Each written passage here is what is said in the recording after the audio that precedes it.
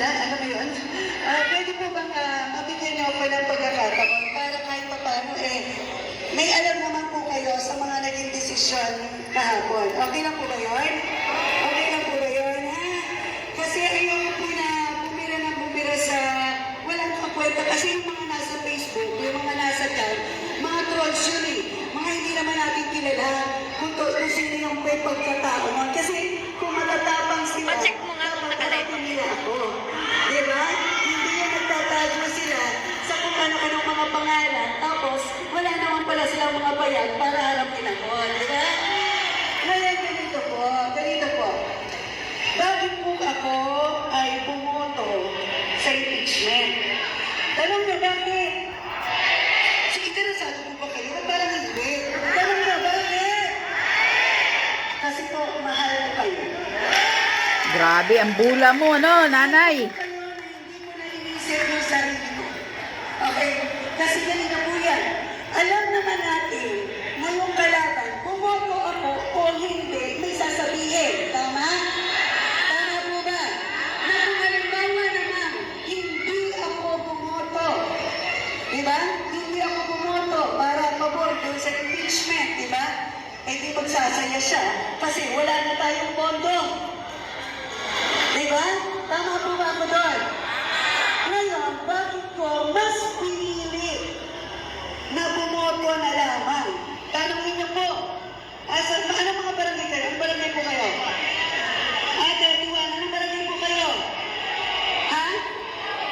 107. Ganito po pag uwi niyo sa bahay, tanongin niyo po yung mga kapitan niyo. Natanong ka ba ni Mitch kung papabor ba o hindi sa impeachment? Kasi yung mga oras na yun, crucial na. So, syempre, hindi na lahat matatanong ko. Pero ang natanong ko ay ang mga kapitan nyo. Kasi iniisip ko na ang mga kapitan nyo ang representante ninyo. Tama po ba? Tanongin niyo po sa mga kapitan na narito. Ang pinasasayang ko po sa kanila ay tanongin kung pabor ba tayo, kasi hindi naman ako magdidesisyon ng sarili ko lang. Tama ba? Hindi naman ako kinatawan ng Distrito 2 para hindi ko tanongin kung ano yung kinakatawan ko. Tama po ba ako doon? Kaya tinanong ko, alam niyo po ba sa totoo lang, mas marami sa kanila ang pabor sa impeachment. Ayan, kasi po ganito. Alam naman natin, hindi na ako magpapaka-ipokrito sa inyo. Hindi na ako na kapag tayo ay hindi kasama sa majority, karamihan na nangyayari, nawawalan ng pondo. See? Tama po ba ako doon? Pagkasama sa majority, may suhol. Hindi na natin ito maituloy. Diba? Kasi yung pondo nilalaan dito, baka makuha na. Diba?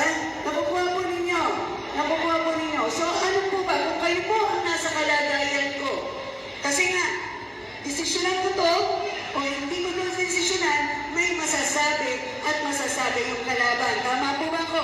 So, ano mas iisipin ko? Ako na lang ang sasalo. Lahat ng mga pambala niya. Diba? Pero ang importante, nasalit ko yun para hindi kayo mawalan. Grabe, ang bula. Ayusin mo. Magsasalita siya, hindi naman kayo ang sasalo. Tama po ba ko? Ako ang sasalo na. Kita nyo, sino mga pinabasa. Diba? Para tatlo po kaming kinatawan. Diba? Ng kalookan. Tatlo po kami na bago po kami pumasok dun sa kwarto na yun, sa committee room. Kwarto, Nag-usap muna po kami kung anong magiging desisyon namin. At napag-desisyonan namin, bumoto. Dahil pare-pareho namin kinakailangan kung dumaloy ang tulong sa tao. Diba? Tulong o sa bulsa? Pero tingnan ninyo, tatlo kami bumoto, ako lang ang pinabash. Diba? Ako lang ang pinabash. Diba? Napansin ninyo? Bakit ako lang yung parang ang daming comments doon? Ibig sabihin lang, yung mas maingay at mas hindi nag-iisip, yung mga nagtatago sa mga hindi nila tunay na pangalan. Di ba po? Kaya sana, sa ginawa ko po ba yun? Masisisi niyo po ba ako? Sa ginawa ko po ba ngayon, tingin niyo po, sarili ko lang ang iisip ko. At sa totoo lamang po, syempre, kita niyo nga, bukod doon sa sasabihin ng dati ng congressman, di ba, nung kampo nila, di ba? Bukod doon sa sasabihin, syempre, magiging masakit din. Pero sa totoo lang po, kaibigan ko, okay? Pagdating po kasi kay VP Sara, ito po ay collegial body, desisyon po ito ng Kongreso. Ako po ay nasa committee ng appropriation. Kaya po kami yung nag-himay ng budget ng bansa. At nakitaan naman po talaga namin ng mga kailan ng mga questionable mga budget. Okay? Kaya po ako ay sumang-ayon din. Ngayon, pagdating naman po dun sa sinasabi ng kalaban na utang na loob ko raw sa Duterte, sa totoo lamang po, kay PRRD yun. Pero pagdating kay VP Sara, baka po kasi hindi na rin ako kilala. Kay PRRD yun ha. Okay. Yan lang ang gusto kong ipaparinig sa inyo. Ha? So ito na mga kababayan. Na talagang totoo. Yung mga pananakot sa Kongreso. Kapag hindi ka pumipirma, kapag hindi ka sumang-ayon sa grupo. Ayan na mismo.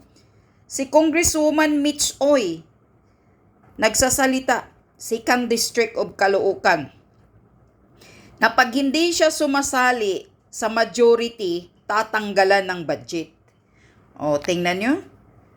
So di totoo yung pinasabog ni Maharlika na mayroong nangyayaring mga bayaran sa loob, pinapapasok sa kwarto. O ito, si Mitch Oy mismo nagsasabi, pinapapasok sila sa kwarto.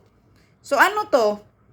Hindi pa ba ito katotohanan na talagang politically motivated ang pag-impeach kay Sara Duterte?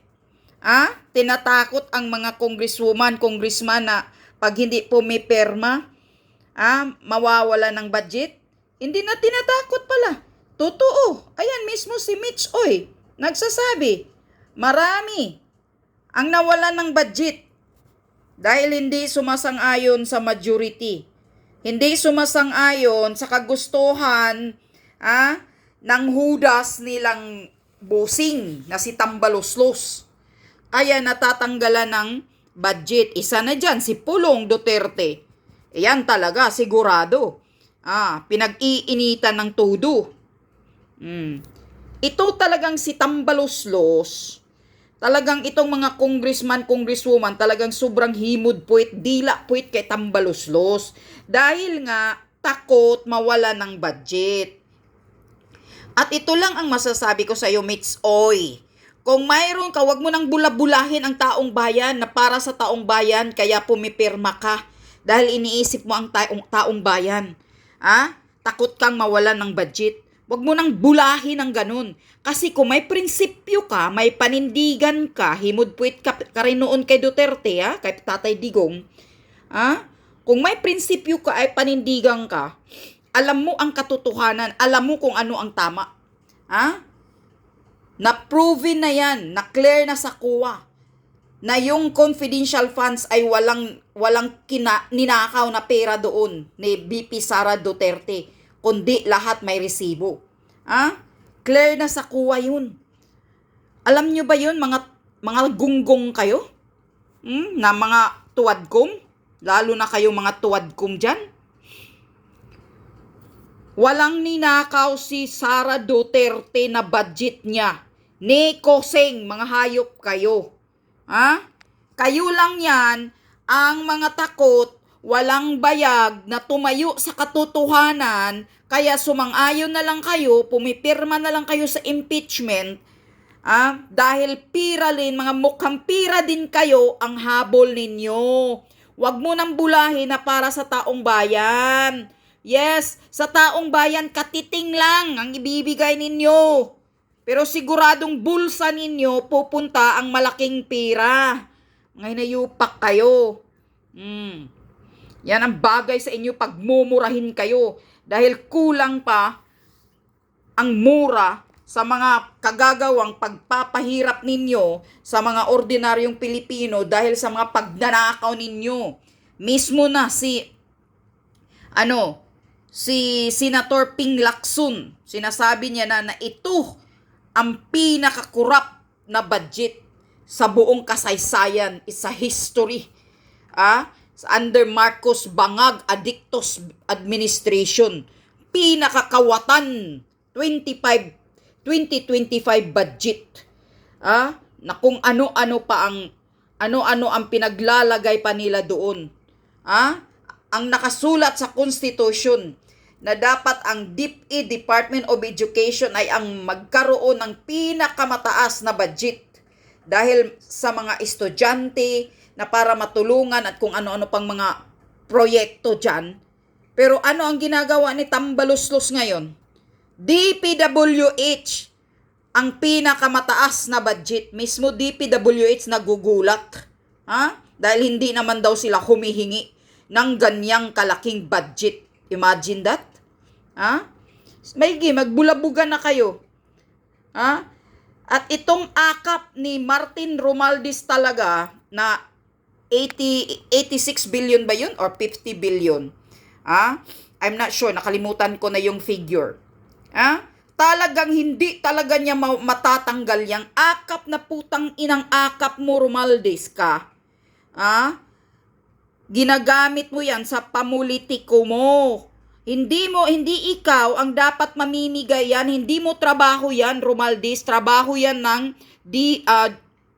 DSWD. Pero ikaw ang humahawak ng akap. Kapal ng mukha mo. Pira ng taong bayan yan. Pira ng mga taxpayer. O ito, ano to?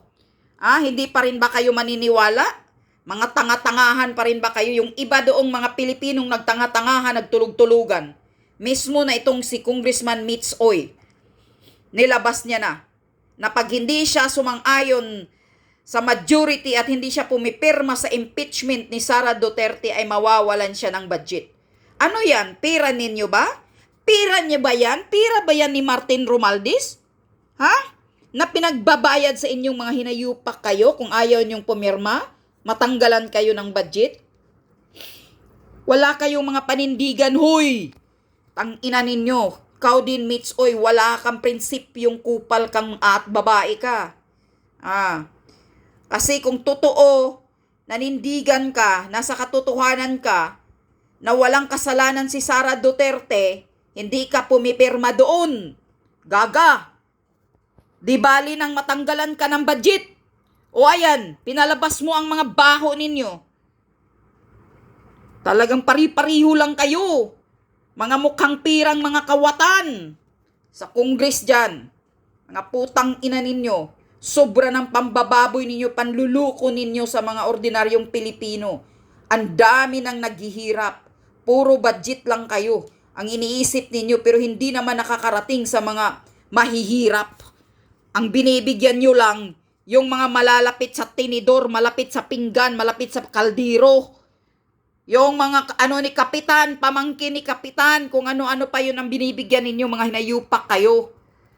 Pero sa katotohanan, umasinso ba ang mga mahihirap? Nagkaroon ba ng pangkabuhayan? Mas lalo ninyong pinapahirapan, mas lalong nalulong. Gumagapang sa hirap ang taong bayan ngayon. Panahon ni Marcos Jr. administration na putang inang presidente yan. Di pa yan matigok. Sana atakihin ka na bagak sa kasusuyop mong hinayupak ka, na bangag kang adik ka. Putang ina mo. Buong angkan mo, Marcos ka. Mga walang hiya kayo. Grabe ang pagpapahirap ninyo. Sana makukulong ka kasama ngayon sa ginagawa mong pagpirma sa kurap na budget 2025. Ito ang pinakakurap na budget sa 2025. Pinagkaisahan ninyo si Sara Duterte. Talagang sobrang ambisyon ni Tambaluslos. Hanggang pati pira ng mga taxpayer ay tinatakot niya na sa mga kasamahan niya dyan sa Congress. Na pag hindi kayo pumipirma sa impeachment, mawawala ng budget, ay putang ina ninyong lahat. Mga walang hiya kayo.